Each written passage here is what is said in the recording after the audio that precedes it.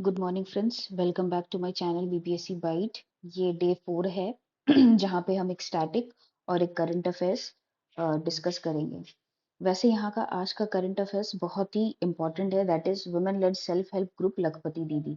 लेकिन ये लखपति दीदी का तो हम लोग फीचर्स एनालाइज ही करेंगे, but self help group as a whole भी हम उसे होलिस्टिक मैनर में देखेंगे, ठीक है? क्योंकि जीविका जो है बिहार में वो एक सेल्फ हेल्प ग्रुप ही है, और वो कैसे they are acting as a conduit of like social change and women empowerment, तो ये भी हम चीज देखेंगे, ठीक है?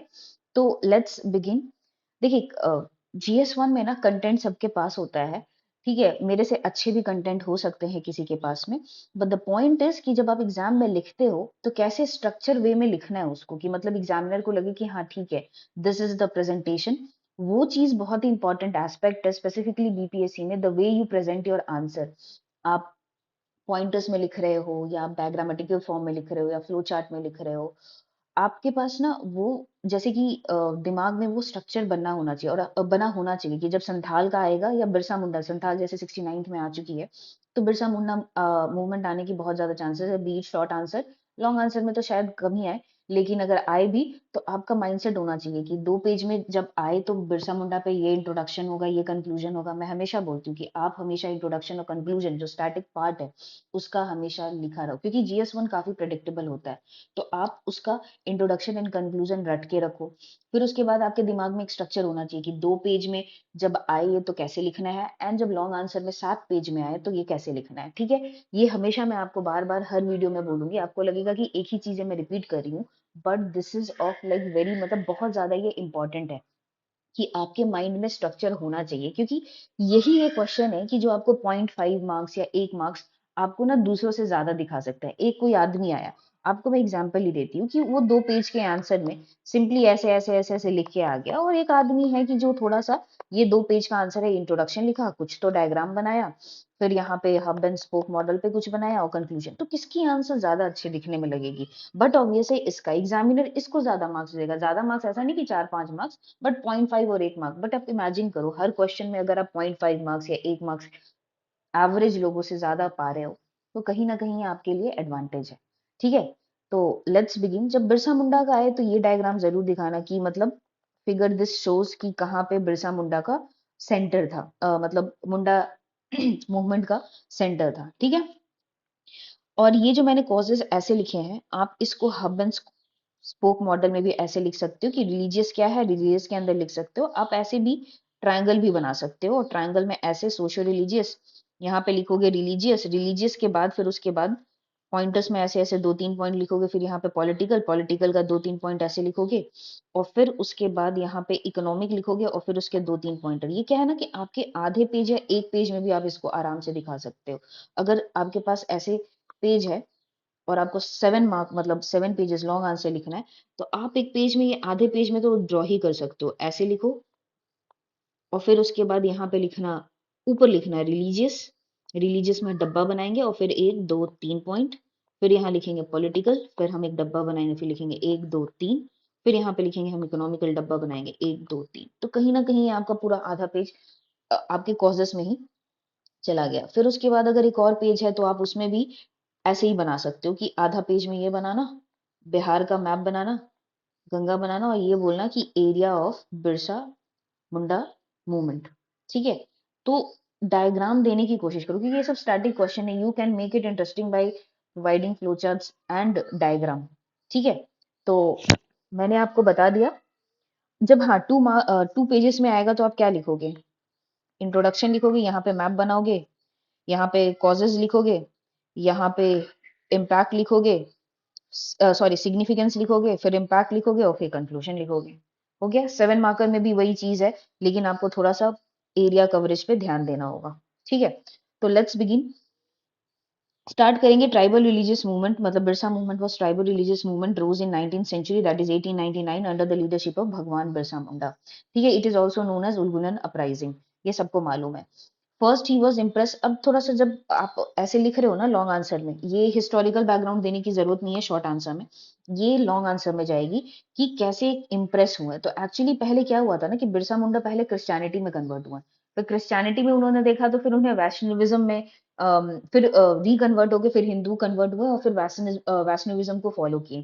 ठीक है, तो बिरसा मुंडा का एक मकसद था कि वो न्यू रिलीजन स्टार्ट करना चाहते थे। वही संताल मूवमेंट का ऐसा कुछ था नहीं। बिरसा मुंडा का था कि चलो ठीक है, शराब नहीं पिएंगे, ठीक है, वैसे वाला चीज है कि भगवान है मेरे पास आता है, तो वो चीज वो चाहते थे कि हम एक नया रिलीजन स्टैब्लिश करें। ठीक है, तो हिस्टोरिकल बैकग्राउंड लॉन्ग आंसर में देना है और आपको वो डब्बा बना के ही दिखाना है कि आपके पास ये है, तो आप लिखोगे historical background of Bhagwan Birsa. ठीक है, फिर उसके बाद लिखोगे कि फर्स्ट वो जन्म लिए हिंदू फैमिली में, फिर ऐसे एरो दे के लिखेंगे क्रिश्चियनिटी में, किससे इंप्रेस होके फिर उसके बाद रिकन्वर्ट हुए क्योंकि उन्हें एक्सप्लॉइटेशन के बारे में हुआ, और फिर वो क्या किए, मासेस को ये किए, फिर उसके बाद तुम्हारा एक नया रिलीजन सेटअप किए। तो क्या हो गया कि ये आधे पेज में आपको आ सकता है, या आप एक सर्कुलर फॉर्म में दिखा सकते हो, ये ऐसे lead to this, this lead to this, this lead to this, this lead to this.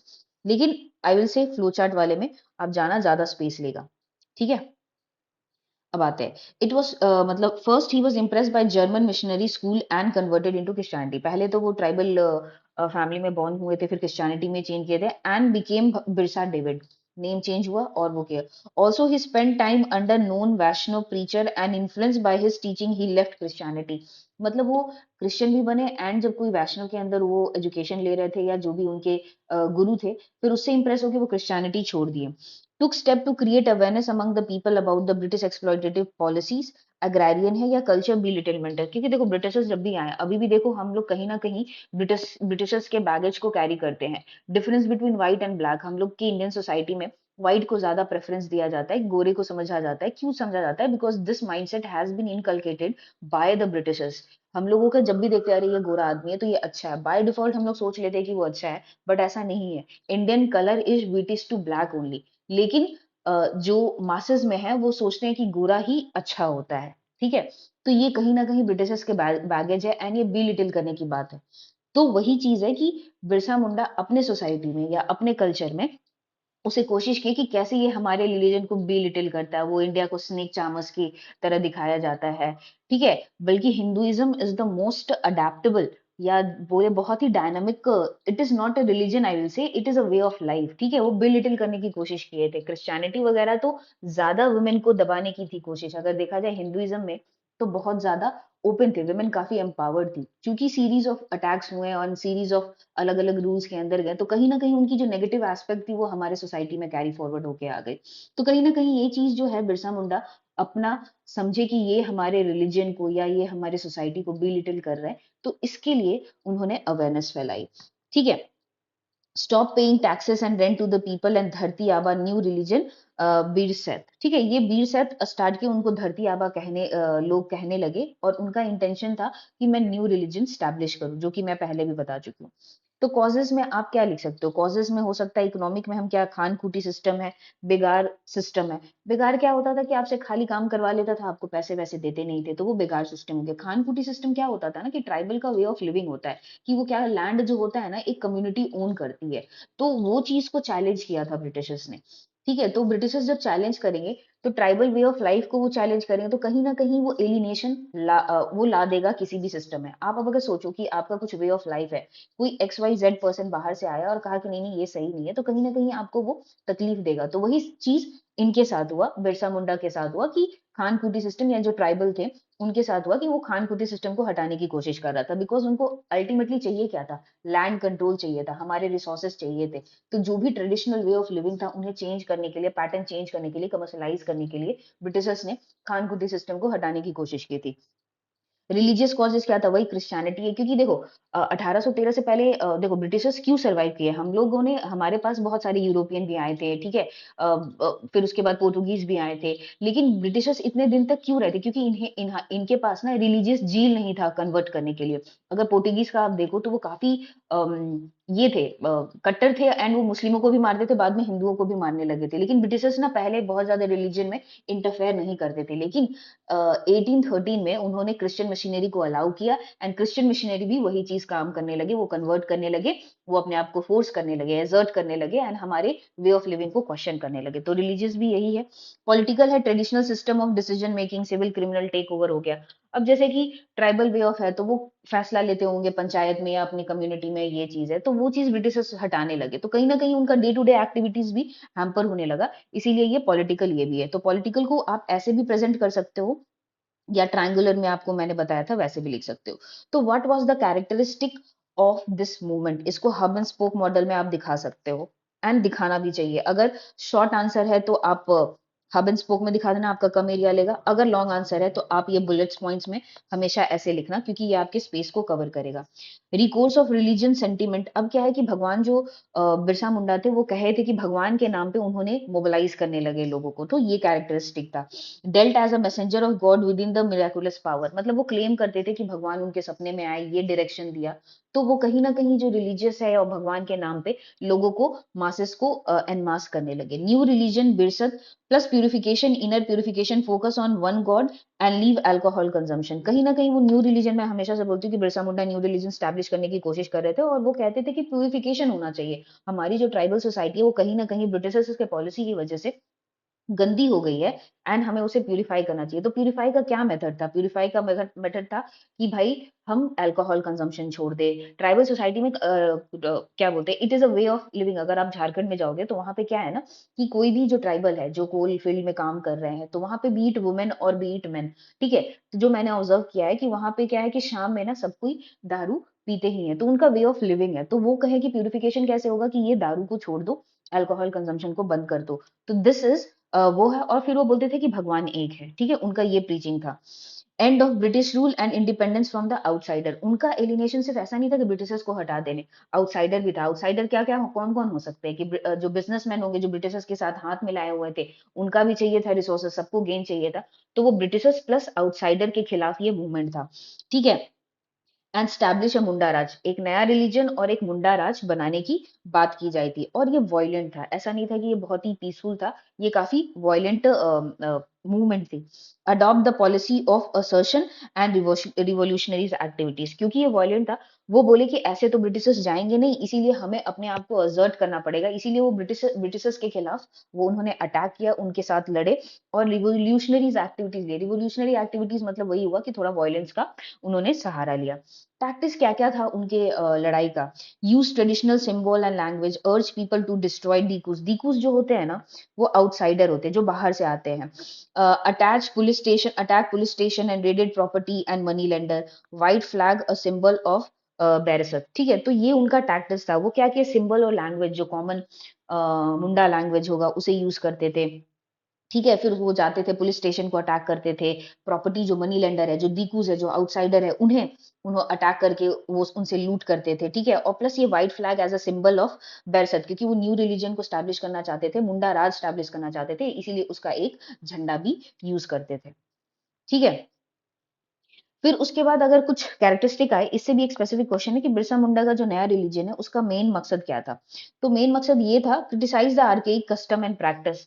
क्योंकि वो बहुत सारे ऐसे, देखो रूढ़िवादी तो होते हैं, ऑर्थोडॉक्स तो होते ही है, कि बहुत सारे ऐसा कुछ भी नहीं होता कि कोई रिलीजन परफेक्ट होता है, कुछ उसमें पॉजिटिव होते हैं, प्रोज होते हैं, कुछ कॉन्स होते हैं। हमारे हिंदुइज्म में भी सती होता था, पता नहीं सती कब से आया, but it was an evil, social evil, तो उसको हटाना जरूरी था। वैसे ही ये भी ट्राइबल सोसाइटी में कुछ कुछ इवल्स थे जिनको हटाने के लिए बिरसा मुंडा ने ये न्यू रिलीजन स्टैब्लिश किया। Remove superstition among the tribals. आपको पता है ट्राइबल्स जो होते हैं, मतलब उस समय आप समझो जब 1899 में, तो उस समय तो एजुकेशन वगैरह की कोई बात नहीं होती है, तो जहाँ इग्नोरेंस है, जहाँ लैक ऑफ एजुकेशन है, वहां सुपरस्टिशन है।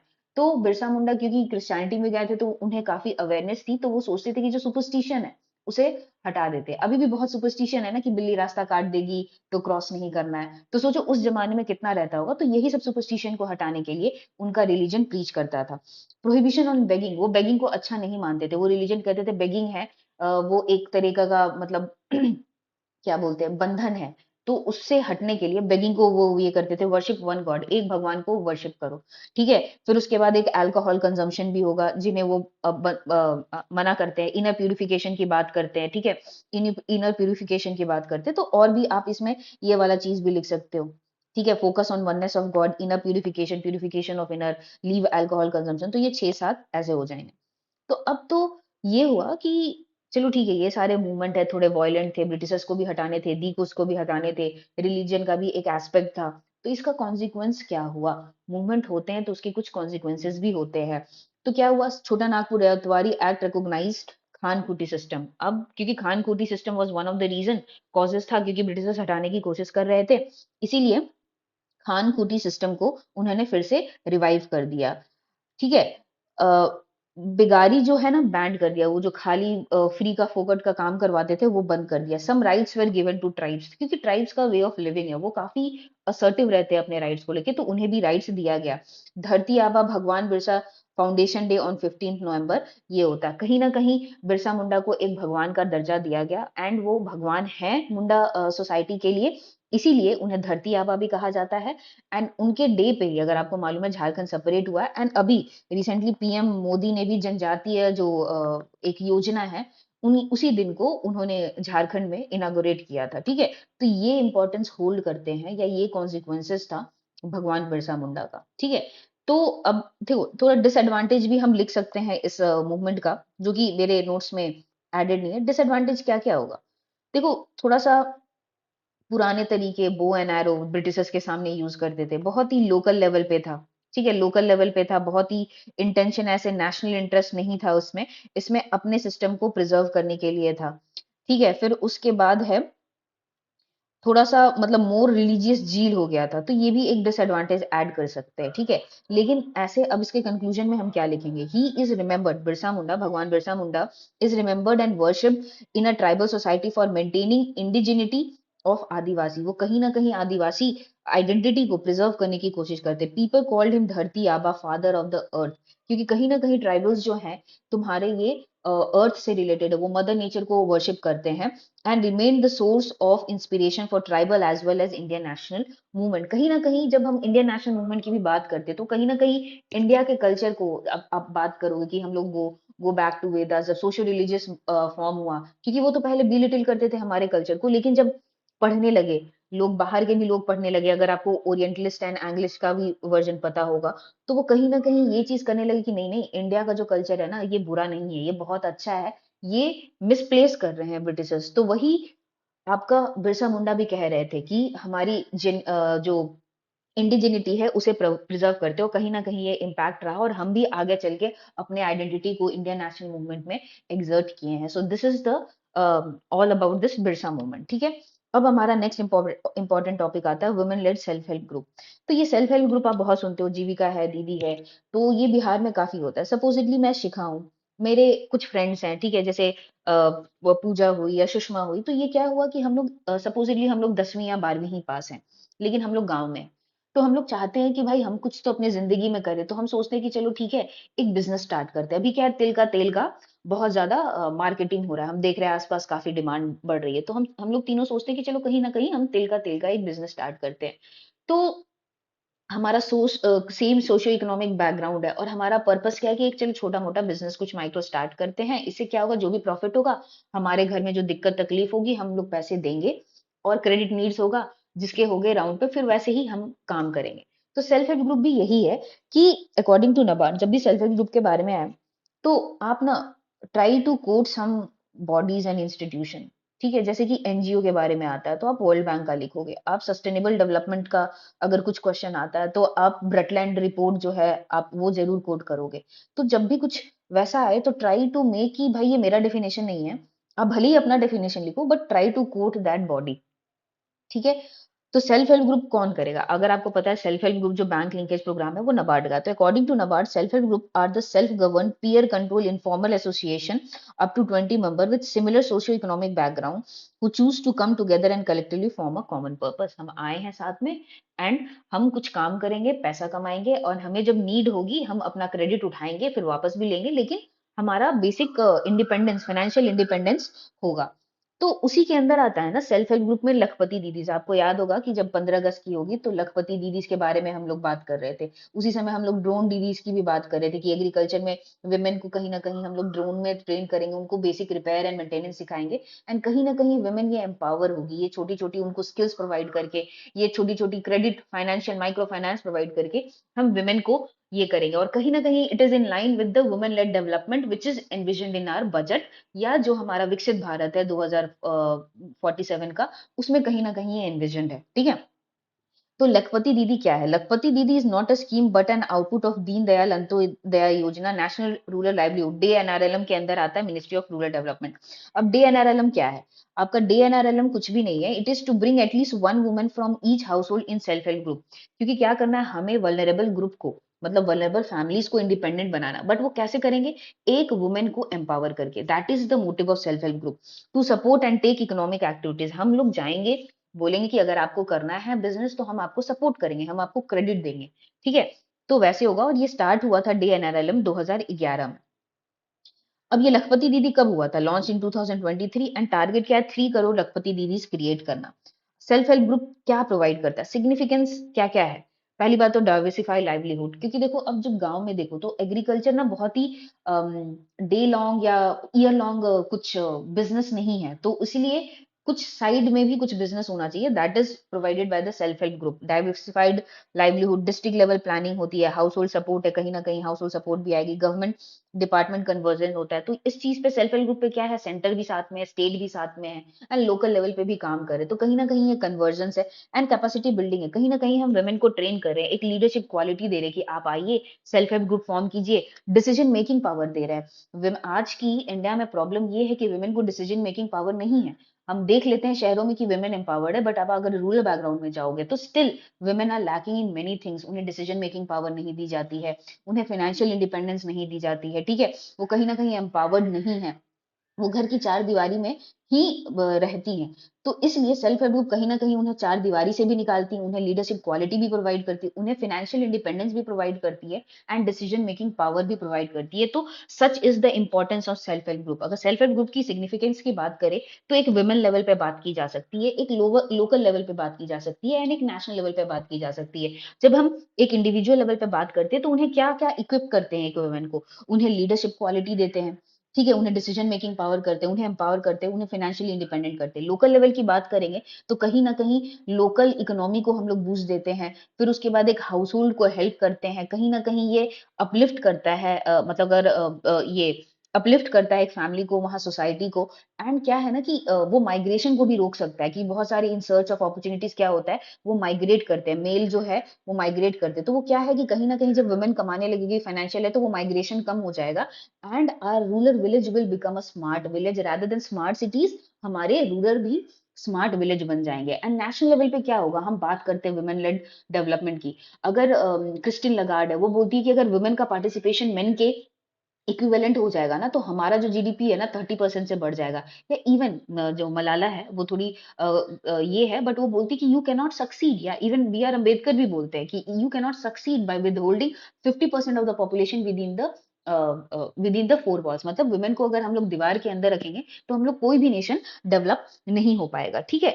तो ये है सेल्फ हेल्प ग्रुप का इंपॉर्टेंस। तो अब डिस्कस कर लेते हैं कि फाइनेंशियल सपोर्ट क्या क्या मिलता है सेल्फ हेल्प ग्रुप को। एक रिवॉल्विंग फंड होती है, एक कम्युनिटी इन्वेस्टमेंट फंड होती है, और एक वल्नरेबिलिटी रिडक्शन फंड होती है। रिवॉल्विंग फंड क्या होती है ना कि 20 से 30 हजार पर सेल्फ हेल्प ग्रुप देते हैं। ये सब फैक्ट्स थोड़ा रट लेना, क्योंकि ये स्पेसिफिक है इस सेल्फ हेल्प ग्रुप से, इसीलिए ये आपके आंसर में आएंगे तो आपको मार्क्स ज्यादा मिलेंगे।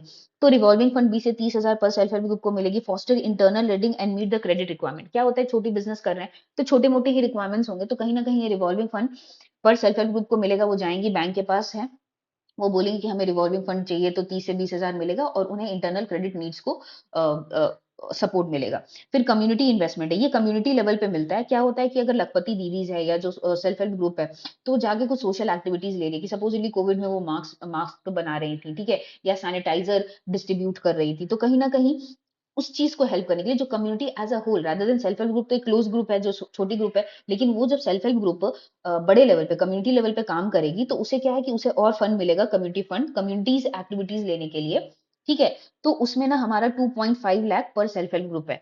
वल्नरेबिलिटी फंड आपको पता है कि ये विलेज ऑर्गेनाइजेशन लेवल पे दिया जाता है। आपको पता है कि कभी कभी नेचुरल कलामिटीज हो जाती है, नेचुरल डिजास्टर हो जाती है। अगर बिहार में देखें तो कोसी रीजन है वो फ्लड प्रोन रहता है, तो वहां पे सेल्फ हेल्प ग्रुप को विलेज ऑर्गेनाइजेशन लेवल पे हम 1.5 लाख जो है उन लोगों को देंगे, जो कि वल्नरेबिलिटी से फाइट करने के लिए हेल्प करेगा, ठीक है। प्लस दूसरा क्या है कि उन्हें बैंक लोन भी मिलता है, collateral free loan up to 20 lakh मिलता है for a self help group. जाएंगे हम लोग सेल्फ हेल्प ग्रुप फॉर्म कर लेंगे। अब देखो, अब क्योंकि सोशो इकोनॉमिक बैकग्राउंड बहुत वीक रहता है, तो हमें तो नहीं मिलेगा ना पैसा, कैपिटल को एक्सेस नहीं मिलेगा, तो गवर्नमेंट आती है एंड सपोर्ट करती है कि जाइए आप बैंक में, आपको 20 लाख कोलैटरल फी लोन मिल जाएगा। कोलैटरल फी ऐसा नहीं है कि आपको कुछ गिरवी रखने का, 20 लाख हम आपको बिना कुछ गिरवी रखे ही दे देंगे, ठीक है। फिर उसके बाद इंटरेस्ट सबवेंशन है कि जो नॉर्मल रेट ऑफ जो बैंक चार्ज करती है वो चार्ज नहीं करेगी, उससे थोड़ा कम इंटरेस्ट चार्ज करेगी, और आपको ओवरड्राफ्ट फैसिलिटी भी देगी, ठीक है। 5,000 का पर इंडिविजुअल 5,000 का ओवरड्राफ्ट फैसिलिटी आपको देगी। तो बेसिकली सिग्निफिकेंस क्या है सेल्फ हेल्प ग्रुप का या लखपति दीदीज का, मैंने आपको बता दिया कि आप बाइफरकेट भी कर सकते हो at individual level, community level और नेशनल लेवल पे। बट और स्पेसिफिकली हम लोग देखते हैं कि क्या क्या सिग्निफिकेंस है। Shift focus mere self help group to pursue entrepreneur and become income है। अब क्या है, लखपति दीदी सेल्फ हेल्प ग्रुप क्या है कि छोटा मोटा ग्रुप है, उससे उनको कन्वर्ट करके थोड़े से एंटरप्रेन्योरशिप, मतलब वही हम बिजनेस बड़ा करेंगे, ठीक है, उस वे में उनको पुश करना हुआ, मतलब उनको और एम्पावर करने की बात करती है ये लखपति दीदीज। इकोनॉमिक डेवलपमेंट होगा, ठीक है। इकोनॉमिक डेवलपमेंट कैसे होगा कि अगर लखपति दीदीज हैं तो उनका इनकम बढ़ेगा, उनको जॉब मिलेगा, ठीक है, तो वो इकोनॉमिक डेवलपमेंट है। क्रेडिट क्वालिटी है, देखा जाए ना तो सेल्फ हेल्प ग्रुप जितना क्रेडिट उठाती है ना उसमें एनपीए ना 1.4% है। अगर नेशनल एवरेज देखो तो वो 4% के अराउंड है, बीच में तो काफी 11% चला गया था जब एनपीएस की बात होती थी। तो कहीं ना कहीं सॉरी, एक्सेस जो है पब्लिक सर्विस का डिलीवरी है मीडियम, क्रेडिट क्वालिटी है तुम्हारा 1.6, नेशनल एवरेज 4% है बट इनका 1.6 है। Access to public services delivery medium है, डे एनआरएलएम है, एमजी नरेगा है। तो कहीं ना कहीं क्या है ना, सेल्फ हेल्प ग्रुप जो होता है वो कंड्यू टैग करता है, ऐसा तो है नहीं कि सिर्फ सेल्फ हेल्प ग्रुप है, उसके अलावा भी अदर जो स्कीम्स है ना उनको भी एक्सेस मिलता है, जैसे डे आरएलएम की बात की है हम लोग, एमजी नरेगा का बात किए। तो क्या है कि सेल्फ हेल्प ग्रुप जो है वो और भी अदर जो स्कीम्स है उसका बेनिफिट उठा सकते हैं। पॉवर्टी एलिवेशन है, ये सिंपल सी बात है। 65% have move upward from financial year 19 से 24 में एसबीआई का रिपोर्ट है, ये कोट करना बहुत जरूरी है कि पॉवर्टी एलिवेट किया है, जितने भी 65% सेल्फ हेल्प ग्रुप है वो अपर लैडर में ही गए हैं। And lastly pressure group and political participation, dowry, alcoholism, open defecation, यही सोशल एक्टिविटीज का जो फंड की बात कर रहे हैं ना, इसी की बात करें कि सेल्फ हेल्प ग्रुप जो है, जो हमारी लखपति दीदी हैं, जो हमारी वुमेन है, वो काफी पार्टिसिपेट कर सकती हैं एक्टिव लेवल पे, अल्कोहलिज्म पे एंड डाउरी पे। अगर आपको मालूम है कि बिहार में लिकर बैन है, मैं एक इस पे भी टॉपिक लूंगी कि बिहार लिकर बैन पॉलिसी, क्योंकि हुज ट्रेजेडी हुई थी अक्टूबर में, आई थिंक सिवान या सारण में 35 लोग मर गए थे।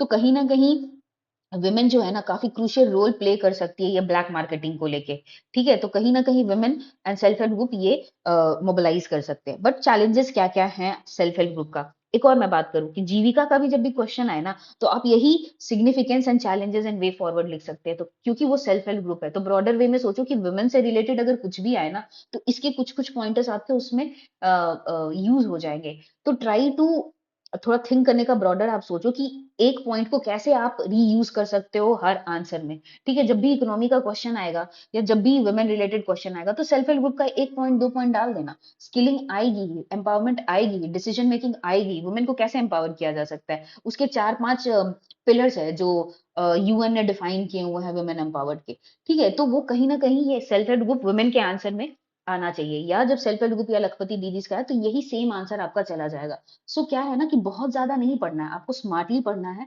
एंड एक ही डेटा को बार बार रीयूज रिसाइकिल करना है, ठीक है। तो आप इसके थ्रू एक आंसर आप एग्जॉस्टिवली बना लो और फिर उसको बार बार रीयूज कर सकते हो। ये तब आएगी जब आप सोचोगे कि किस आंसर में मैं इसको यूज कर सकता हूँ, और सोचने से ही मैं क्या बोली, जब आंसर आप बनाते हो तो स्ट्रक्चर दिमाग में ही बना लेना है कि अगर बिरसा मुंडा आया तो 2 पेज में मैं ऐसे लिखूंगा, 7 पेज में मैं ऐसे लिखूंगा। वैसे ही ये सब जो अननोन क्वेश्चंस होते हैं या जो फार फेच क्वेश्चन होते हैं उसको कैसे अटेंड करना है, आपने जो भी डेटा या जो भी फैक्ट्स रटे हैं उसको कैसे यूटिलाइज या reutilise, recycle, always reuse recycle answers में भी होते हैं, ठीक है। तो चैलेंजेस क्या क्या है, सोशियो इकोनॉमिक कल्चर रिजिडिटी है, क्योंकि अभी भी देखो पेट्रियार्की है, कास्ट है, लिटरेसी रेट वुमेन में कम है, अगर बिहार की बात करूं तो 51% ही है, लोएस्ट इन द कंट्री। तो ये बहुत ही मेजर ड्रॉबैक है। Lack of digital empowerment, access to mobile वगैरह अगर आप देखो मेल मेंबर के पास होती है जनरली, फीमेल के पास नहीं होती है, एंड वो डिजिटली लिटरेट भी नहीं होते, वो ज्यादा से ज्यादा वीडियो देख लेंगे बट अपने एम्पावरमेंट के लिए, अपने बिजनेस के लिए कैसे यूज करना है उन्हें नहीं मालूम है। तीसरी है lack of quality training and skilling. अब देखो, अब बात है कि एक एग्जांपल मैं बताती हूँ कि एक सेल्फ हेल्प ग्रुप है जो अचार बनाती है लोकल लेवल पे, ठीक है, तो उनकी क्वालिटी और एक जो निपॉन बनाती है तो बहुत ही डिफरेंस होगा, क्यों, क्योंकि स्किलिंग है, उनके पास एक्सेस नहीं है क्रेडिट का, वैसे मशीन्स नहीं है, इसलिए उनकी पुअर मार्केटिंग भी है, पुअर प्रोडक्ट क्वालिटी है, इशू हो जाती है क्योंकि वो छोटे लेवल पे काम कर रही है। ये चैलेंजेस है। रीजनल डिस्पैरिटी है, अगर इंडिया की बात करें तो साउथ में ज्यादा कंसंट्रेशन है, अगर नॉर्थ में, अगर ईस्ट में देखो तो बहुत ही कम है, बिहार, इधर झारखंड वगैरह में विमेन सेल्फ हेल्प ग्रुप ना बहुत ही कम है, लेकिन साउथ में ये कॉन्सेंट्रेशन है। इवन कोऑपरेटिव्स की भी अगर आप बात करें तो इधर नदर्न साइड में कम है एंड साउथ में, तो स्क्यूड रेशियो है, रीजनल डिस्पैरिटी है। ठीक है, तो ये एक ड्रॉबैक है एंड लैक ऑफ अवेयरनेस है। एक इंपॉर्टेंट एस्पेक्ट है, आप कभी भी देखना ना, ये हर स्कीम में एप्लीकेबल है, जो वुमेन रिलेटेड है या जो बैकवर्ड रिलेटेड, जो एलीट है ना, elite captures the self help group and उसका फायदा उठाते हैं। अब जो एकदम नीचे तबके का आदमी है, उसे नहीं पता है सेल्फ हेल्प ग्रुप है, जो थोड़े वेल ऑफ है, थोड़े एलीट है गांव में, उन्हीं को पता है और वही फायदा उठा रहे हैं। यही आयुष्मान भारत के साथ भी, आयुष्मान भारत जो है ना, बहुत गरीबों को फायदा नहीं कर रहा है। जो मिडिल लोअर मिडिल में आते हैं ना, वो थोड़े एजुकेटेड भी होते हैं, थोड़े से अवेयर भी होते हैं, वही फायदा उठा रहा है। तो कोई भी स्कीम जो है ना, वो एकदम जो लास्ट लाइन ऑफ डेवलपमेंट में या जो बैकवर्डनेस में आते हैं ना, उन्हें फायदा नहीं होता। जो बीच बीच में थोड़े अवेयर है, थोड़े से तेज तरार है, थोड़ा कनेक्शन है, वही यूटिलाइज करते हैं। तो यही सेल्फ हेल्प ग्रुप के साथ भी वही चीज है। ठीक है, तो बट इसका वे फॉरवर्ड क्या है? वे फॉरवर्ड यही है, ट्रेनिंग एंड स्किलिंग दो उन्हें, उन्हें कंड्यूट बनाओ सोशल एजेंट चेंज का, टेक्नोलॉजिकल एडवांसमेंट है, एनहांस डिजिटल लिटरेसी है, उन्हें पढ़ाओ। जैसे नाबार्ड का एक प्रोजेक्ट ई शक्ति है, तो ऐसे ही और स्कीम्स लाओ। ठीक है, monitor, evaluate and learn, internal process उनको एनहांस करो, उन्हें ट्रेन करो, उन्हें इंक्यूबेट करो। Provide marketing linkage, branding, certify quality. क्या है इसमें? गवर्नमेंट आगे आ सकती है और उन्हें मार्केटिंग उन्हें प्रोवाइड कर सकते हैं। फिर उसके बाद ब्रांडिंग क्या है, क्वालिटी कैसे इंप्रूव करना है। तो ये सारी चीजें हैं जो वुमेन सेल्फ हेल्प ग्रुप को एम्पावर कर सकती है। तो कंक्लूजन में हम यही लिख सकते हैं, in order to make India like Viksit Bharat till 2047, women-led development is non-negotiable, and self-help group could be play a major role in this regard, and it is at the same time fulfilling SDG goal। अगर आपको पता है शायद SDG 3 है या 4 है, जो gender equality की बात करता है, वहां पे भी ये काम आ जाएगा। तो कंक्लूजन में SDG की बात कर सकते हैं। ठीक है, इवन आप इसमें भी बात कर सकते हो, DPSP है ना, आर्टिकल 39 है, जहां पे equal pay and parity women empowerment की बात करते हैं, तो DPSP की भी बात कर सकते हैं। एंड आपका ये विकसित भारत इकोनॉमी का जो भी वुमेन लेड डेवलपमेंट की जो बात कर रहे हैं, आप वो कंक्लूजन में लिख सकते हैं। ठीक है, टिल देन आज ये हमने दो डिस्कस किया, अब आगे भी मैं अपलोड करूंगी। और एक और चीज है कि मैं जब पॉलिटी का डिस्कस करूंगी तो फिर मैं पॉलिटी के ही क्वेश्चंस फिर डिस्कस करूंगी। ठीक है, फिर इकोनॉमी का करूंगी तो मैं ब्रॉडर एस्पेक्ट आपको बताऊंगी कि पॉलिटी में कैसे अप्रोच रखना है, इकोनॉमी में कैसे अप्रोच रखना है, एंड साइंस एंड टेक में क्या अप्रोच रखना है। कुछ टेम्पलेट्स हैं, अगर वो आप टेम्पलेट्स को फॉलो कर लोगे तो आप कोई भी क्वेश्चन आए इकोनॉमी का, पॉलिटी का या साइंस एंड टेक का, आप उस टेम्पलेट को फॉलो करके आप आराम से लिख सकते हो। आप जेनरिक भी आंसर लिखोगे, नहीं लिखने से बेटर है कि आप एक जेनरिक आंसर लिख दो, कुछ तो मार्क्स आपको मिलेगा, बिकॉज 1 मार्क्स काउंट्स। ठीक है, इसीलिए टिल देन टेक केयर। अगर आपको वीडियो अच्छी लग रही है तो please near and dear ones के साथ जो 70th बीपीएससी के लिए अपेयर कर रहे हैं, आप इसे शेयर कीजिए एंड उनके लिए काफी हेल्पफुल होगा।